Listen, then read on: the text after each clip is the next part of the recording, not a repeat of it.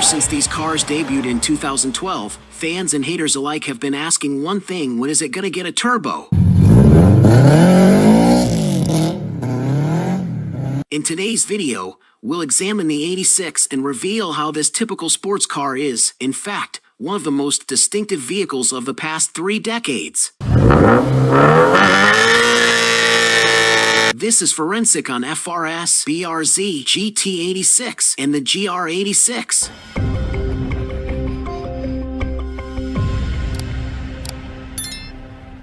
Toyota was at its sportiest during the mid-80s to mid-90s, with the Celica, Supra, and MR2 collectively referred to as the Toyota triplets. Although these vehicles were well-liked for their fun factor, by the mid-2000s, Toyota had moved away from sports cars and established a brand image centered around practical vehicles like the RAV4, Camry, and Prius. They were great for reasons, but they weren't very exciting. In 2007, Toyota unveiled the FR-S concept with the aim of getting back on track. This concept car featured a front-engine, rear-wheel drive layout. It boasted a hybrid V6 powertrain. It somewhat resembles the current GT86. Fast forward to 2008. Toyota acquired an 8.7% stake in Fuji Heavy Industries, the parent company of one of its competitors, Subaru. With this investment, Toyota formed a partnership with Subaru and the two companies began to work together. Initially, it was reported that Subaru and Toyota were going to work together on an SUV. However, as Toyota was keen on returning to its sporty roots, SUVs did not fit the bill. Subaru presented a range of collaboration ideas to Toyota, including a sports car, which Toyota agreed to with one requirement: it had to have rear-wheel drive. Toyota selected Tetsuya Tada, a 20-year veteran of the company, to head the project. Now, he had dreamed of building a sports car since he first arrived at Toyota, but had since spent his time as a chassis engineer on a lot of their less hot products. Nevertheless, he was now given the opportunity to fulfill his dream. The goal of the sports car design was to create a compact, lightweight, and simple vehicle just like AE86 Corolla. History lesson. The 5th generation Corolla was first produced in 1983, and it bore little resemblance to the familiar Corolla we are familiar with today. It was a front-engine, rear-wheel drive, manual transmission 2-door, which made 128 horsepower from its tiny 1.6-liter inline-4 engine, all while being super affordable. The AE86 wasn't even technically a 5th generation Corolla, it was a modified 4th gen Corolla because the world was transitioning out of rear-wheel drive gas guzzlers and into front-wheel drive economy cars. The actual 5th gen Corolla had already gone front-wheel drive. Although it may not sound remarkable at first glance, this Corolla had something that set it apart from nearly all the cars around it. With its near 50-50 weight distribution and superb chassis, the AE86 was quick to establish itself as a formidable contender in various racing categories such as Group A, Group N, Rally, and production car racing. Despite facing tough competition from established brands like BMW, Mercedes, and Alfa Romeo, the AE86 proved to be a dominant force in Group A, even securing victory in the 1986 European Touring Car Championship. However, it was not solely on the track where the AE86 gained its reputation, but rather on winding mountain roads where it truly shined. In fact, the entire sport of drifting, now a multi-million-dollar industry, can trace its roots back to AE86. If Toyota aimed to revamp its brand image, then Toyota should create a car that is a modern interpretation of the AE86 model. Tetsuya pitched an AE86 successor to the big bosses up and higher-ups at Toyota. At first, the project faced challenges and was even rejected. However, after showcasing a working prototype and much persuasion, the project was approved. The Sports 800, Toyota's first production sports car, served as the inspiration for this new car. It had a small boxer engine, which was favored for its flat shape, allowing it to be placed low in the car, thus lowering the center of gravity and improving handling. Although Toyota did not manufacture boxer engines, Subaru had been manufacturing boxer engines since 1966. So Subaru and Toyota collaborated to develop the engine for the sports car by integrating their Subaru FA 22-liter engine with Toyota's D4S fuel injection system. This mighty collaboration created the FA20D engine. Unlike many of Subaru's other engines, this engine was not turbocharged and managed to produce only 197 horsepower and 151 foot-pounds of torque. The FA20D made the car a unique and rare creation. With a front engine and rear drive design, it stood out with its boxer engine under the hood. This combination was unlike anything else available at the time. The car was unveiled at the 2011 Tokyo Motor Show, making a big impact in the world of affordable sports cars. Subaru marketed the car as the BRZ, while Toyota initially sold it as the FR-S under the Scion brand until 2016. The cars finally went on sale to the public in 2012 for the 2013 model year and were a hit among many. Love this car! Both cars were huge sales successes in the US, selling almost 27,000 units between the two versions in 2013. The BRZ and FR-S were offered with an in-house developed TL70, a 6-speed manual gearbox, and an Eisenwarner A960E, a 6-speed automatic transmission. A Torsen-style limited slip differential is standard on most models. Despite having skinny tires, the car's 197 horsepower motor made it easy to control and forgiving.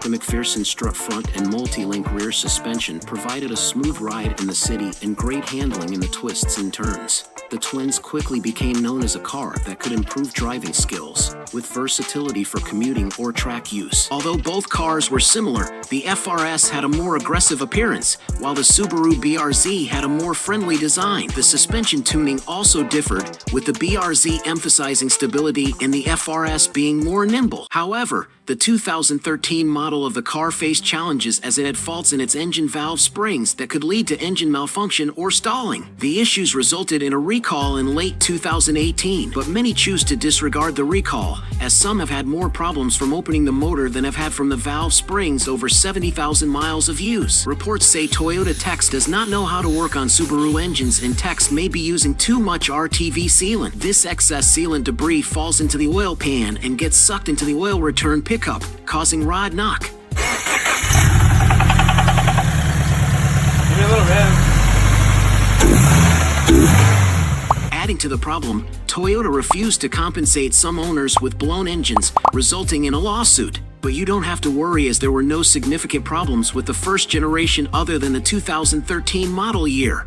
Unfortunately, this problem would reoccur and continue to haunt Toyota and Subaru in the future. Toyota also previewed the FT86 Open concept at the Geneva Motor Show, a convertible version of the FR-S Sports Coupe. The FT86 Open had the same platform and powertrain as the FR-S. Toyota also pinpointed numerous areas that will need further engineering evaluation to assess the impact of the cabriolet design on performance, vehicle rigidity, balance, weight, and aerodynamics. However, with features such as frameless doors, the FR-S was designed with the development of a cabriolet in mind, which means the impact on structural rigidity by converting to an open-top design should not be great. Despite the interest, it never came to production. In 2015, the special edition FR-S was released in yellow color. It had upgrades like a body kit with quad-tip exhaust and TRD lowering springs, but the car remained mostly unchanged. The car was criticized for lacking significant changes.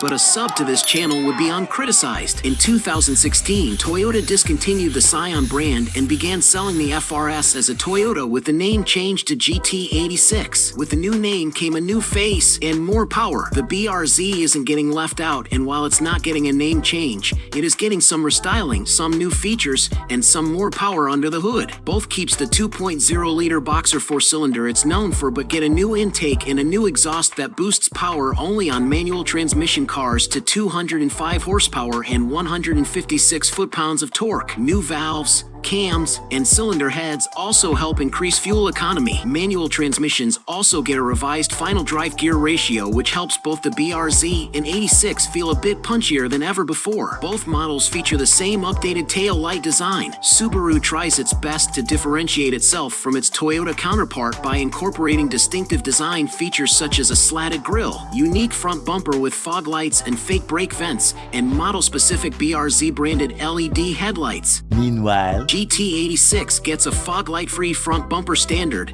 as is a honeycomb grille, newly restyled front fender side strakes, new 86-foot front fender badges, and 86 stamped LED headlights. Subaru also released a special edition of the BRZ called the BRZ TS, which featured upgrades such as Brembo brakes, Michelin tires, STI suspension, a stronger driveshaft, and other minor modifications. However, BRZ TS did not get a bump in power output. In fact, none of the special editions of the BRZ or GT86 received a power upgrade. Despite the enhancements, some enthusiasts felt that the car was still lacking in power, which led to modifications such as engine swaps in search of greater performance.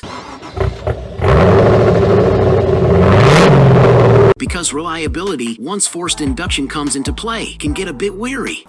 Oh, what's that? Oh! Oh my God! Wait a minute! People have been begging Subaru to add a turbo to the BRZ, and to be fair, the request seems reasonable. The 2015 WRX featured a turbocharged FA20 engine that generates 268 horsepower. Given that the BRZ is 500 pounds lighter than the WRX, it's easy to imagine how much faster it would be with that engine. But it hasn't happened yet. When asked why not, Tetsuya Tada said in an interview that incorporating a turbocharger would require a completely redesigned platform, as the current weight distribution is finely balanced and any added weight from the turbo would impact the car's handling. I kind of agree with him. Furthermore, adding a turbocharger along with other enhancements such as a 500 horsepower electromagnetic suspension and a plush Alcantara interior would result in a car that would not require further modifications. People are drawn to modifications and customization, and the GT86 provides a blank canvas for customization. So the second generation of the BRZ and GT86 had long been requested since the first generation way back in 2012. The second generation BRZ GR86 was introduced at the end of 2020 for the 2021 model year and does not feature a turbocharger, which is unlikely to ever be added. One of the major upgrades from the previous generation is the increased displacement of the FA24D engine, which now produces 228 horsepower, a significant improvement of the prior model. The second generation also offers 184 foot-pounds of torque, compared to 156 from the previous generation, and the 2.4-liter engine nearly eliminates the infamous torque dip. The car also has a different chassis setup. BRZ and GR engineers have increased the strength and rigidity of GR86 construction, while keeping the weight down with aluminum body paneling. This was accomplished with strategically placed, high-strength steel, new cross members up front, full ring frame in the rear. That enhances the driving experience. The new twins are equipped with identical 6-speed manual and automatic transmissions as the ones found in the GT86. The goal of the new BRZ GR86 was to make improvements over the previous generation in true Toyota fashion, while still providing a platform for driving enthusiasts. The result is a more powerful,